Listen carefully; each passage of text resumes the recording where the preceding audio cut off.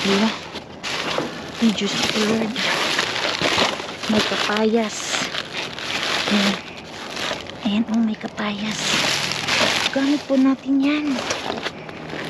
Wow. Ayan, oh, may kapayas. Kukunin natin yan.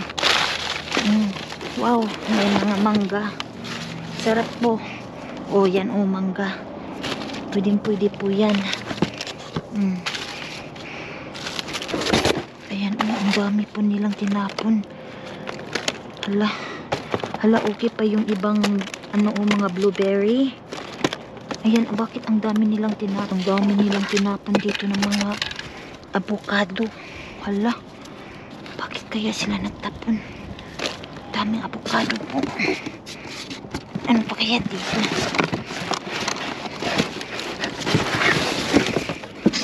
Diyos ko Lord, may cantaloupe.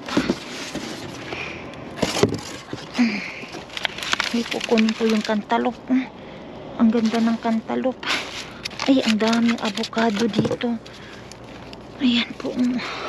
Hala, may mangga. Wow. Wow. Napakaswerte ko. Ayan, kukunin natin yan. Meron pa doon. Ay, ang daming cantaloupe. Mangga, halika dito. Ayan, ang cantaloupe. Uy, Ginoo ko, ang dami. Ito. Ayan.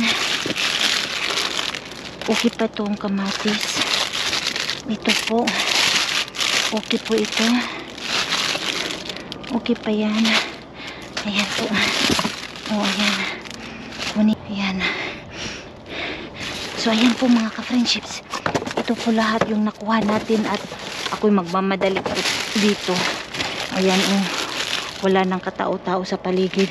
Ako'y magmamadali na po dito. So, ito na po yung mga harbat natin ngayon. So, ayan. Ayan, dito sa steak, Black Angus steak. Swerte na po tayo. At saka, mga, avocado. Ayan, bread. Ayan pa. Tapos, may cantaloupe. Cantaloupe at saka, ito. So, ako'y aalis na po. Mga mangga. Kakain ako ng mangga. Sarap niyan. Ayan po. Andyan pa. So, ako'y aalis na po dito. Maraming salamat po sa inyong panonood. And, almost 1 o'clock na ng gabi. So, magpapaalam na ako. Paalam. Bye-bye.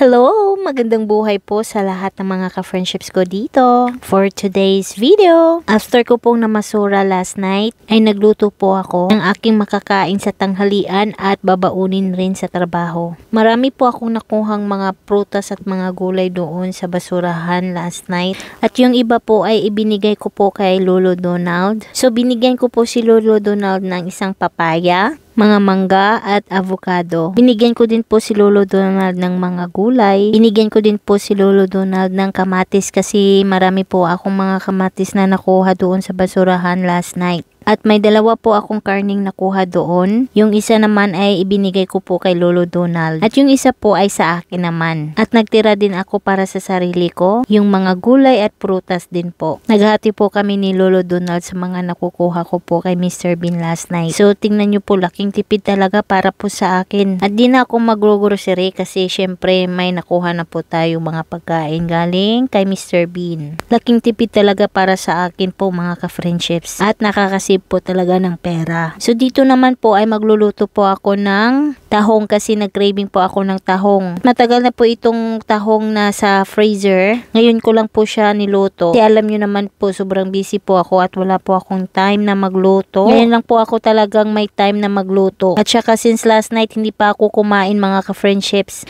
Ayan tuloy po ay napaluto po ako ng pananghalian. Nagising kasi ako dito mga around 10 na mga ka-friendships. So kayo po mga ka-friendships, ano po yung ulam nyo ngayon? Comment nga kayo below. At kung kayo po ay nanonood ng aking video for today, mag-iwan po kayo ng komento kung saan po kayo nakatira. Para malaman ko naman kung saan nakarating ang aking video for today. At para ma-shoutout ko na rin po kayo mga ka-friendships. So dito po ay nagmamadali talaga ako sa pagluluto kasi after po nito ay naligo po ako. Wala po akong time na mamasura po ngayong umaga. Kasi po, like I said po earlier na around 10 na po ako nagising ng umaga. Kaya parati talagang hinahabol yung oras po para sa akin. Ang plano ko sana ngayon ay maaga akong magising para magpunta po ako ng Costco. Bibili po ako ng mga ilalagay ko sa balikbayan boxes. Kaya lang, syempre, nagising na po ako ng around 10 at hindi pa kumain. Kaya ayan tuloy, cancel na naman yung Costco ko. Pero okay lang po yan, marami pa naman pagkakataon para makapunta doon at mamili ng mga ilalagay sa balikbayan boxes. Sa ngayon, ang importante po ay may laman po ang aking tiyan. Alam po niyo mga ka-friendships, masaya po talaga ako na nag-move po ako ng ibang chef. Kasi marami po talagang nagagawa ko sa umaga. Unlike po noong first shift pa ako, parati po akong napapagod at puyat. Walang masyadong tulog. Pagdating ng trabaho ay late pa at pinapapagalitan pa ng aking supervisor. Pero late naman po ako ng 1 minuto. So kahit na 1 or 2 hours lang po yung tulog ko, talagang babangon po talaga ako. No choice po talaga mga ka-friendships. Kasi syempre may trabaho po ako full time. Hindi ko naman po yan babaliwalain. Mas prioritize po sa akin yung aking full time job kaysa sa pamamasura, which is nag-i-enjoy naman po ako. Kaya lang po talaga walang masyadong time na. So ngayon po na second shift na po ako, marami po akong nagagawa sa umaga. Ini-enjoy ko yung kape sa umaga, ini-enjoy yung araw sa umaga, ini-enjoy yung almusal sa umaga. Ay basta marami talagang nagagawa sa umaga mga ka-friendships. Kapag tapos na po ako sa aking trabaho, syempre uuwi na po akong pagod. Gagawin ko lang po, maliligo at matutulog. Pero, yes, may pero po. So pagkatapos po ng aking trabaho, everyday po ay dinadaanan ko talaga si Mr. Bean. Tinitingnan ko lang po sa malayuan yung basurahan kung may laman or wala. Sometimes, kahit hindi ko nakikita sa ibabaw yung mga pagkain, nisilip ko very quick. Tapos pag may laman siya, pero hindi naman maramihan, uuwi po ako mga ka-friendships. Nangangalka lang po ako pag sa tingin ko ay marami po yung laman yung basurahan. Kasi mas marami, syempre expect mo talaga na marami kang makukuha doon sa basurahan. So ayan po dito, ilagay ko na po yung spinach. Masarap talaga sa tahong na nilalagyan siya ng spinach mga ka-friendships. Lalo po siyang lalasa. Pero syempre yung garlic po at saka yung luya talaga ang nagdala po ng sarap. And of course, may magic sarap. Sobrang sarap talaga dito yung sabaw mga ka-friendships. At kahit frozen na po yung mussels niya, ay masarap pa rin po siya. Lasa pa rin. Pero syempre po, mas masarap talaga pag fresh tahong. Ayan po. Luto na po dito ang tahong ni Carla dito. At sobrang bango talaga. Talagang inaamoy-amoy ko pa. At syempre, lalasahin natin. Wow, salap! At mapapakanta talaga ako dito ng san nanana, san nanana, chuk chuk chuk chuk kanina Joke lang po yan. So dito po, ayan, pinakita ko na po sa inyo dito kung ano yung nakuha natin last night.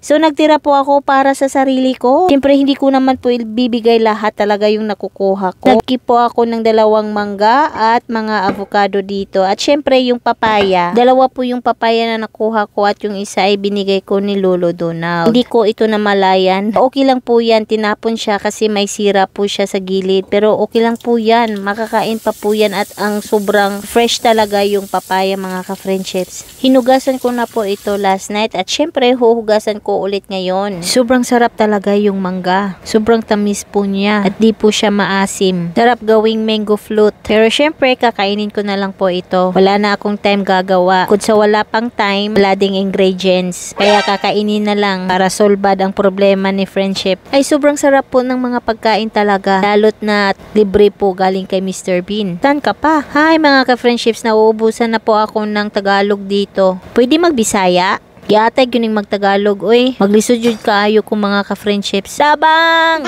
Wala lang, naubusan na po ako ng sasabihin talaga dito. Ayan o, yung papaya. Tingnan nyo na lang yung papaya. Iniwa ko na dito. Hiwa na may halong pagmamahal. Charis! Seriously po, yung papaya talaga ay sobrang tamis. Kasing tamis ng pagmamahal mo sa akin. Grrr. Masarap talaga yung papaya mga ka-friendships, to be honest. Tama-tama lang pong lambot niya at sobrang tamis din. Bakit kaya nila tinapon ito? Hindi ba sila nanghihinayang mga pagkain na tinatapon nila? Para po sa akin nung tiningnan ko, wala po talagang mga problema mga ka-friendships. Pati nga yung karning nakuha ko, ang tagal pa yung expiration date at sobrang presko pa talaga nang nakuha ko. Sana araw-araw ganito yung tapon nila, no? Araw-arawin ko talaga mga ka-friendships. Kahit 12 midnight pa dyan. Basta ganito yung tapon nila, oh. Ay nako, hindi talaga ako mapapano. Oh no. Oh no, no, no, no, no.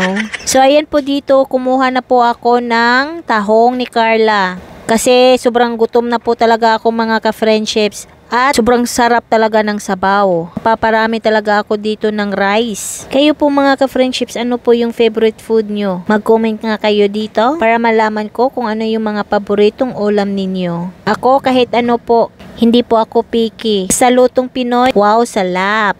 Ayan po yung tahong, oh. Mapapasa na all na lang talaga kayo. So, andito na po ako sa likuran po ng bahay. At ito na po yung kakainin ko ngayon. Ginisang tahong with spinach at saka papaya at mango for my dessert. Syempre, hindi din pahuhuli yung aking rice dito. Sobrang ganda talaga yung panahon ngayon mga ka-friendships. Bukod sa maganda po yung panahon, masarap din yung hangin sa balat. Hindi nakakapasok. At yung mga huni ng ibon, sobrang nakaka-relax talaga mga ka-friendships. Kahit ako na lang mag-isang kumakain forever, ayos lang. Basta ito parati ang kinakain ko. Syempre, yung panahon. So, ayan nga, sobrang tirik na tirik yung araw mga ka-friendships dito. So, ang ginawa ko po, nag-move po ako sa kabilang table. So, ayan nga, nag-move na nga ako dito, oh. Mas komportable po ako dito kasi may shade po siya. May masisilungan ako dito. Kasi sa kabila po, tirik po yung araw talaga. Pero hindi naman po siya masakit sa balat. Kasi malamig po yung hangin ngayon. Kaya sulit na sulit talaga yung tirik ng araw. So, ayan po, grabe, sobrang nag-enjoy po talaga ako dito sa aking kinakain. At alam nyo po ba, naka second round rice po ako dito.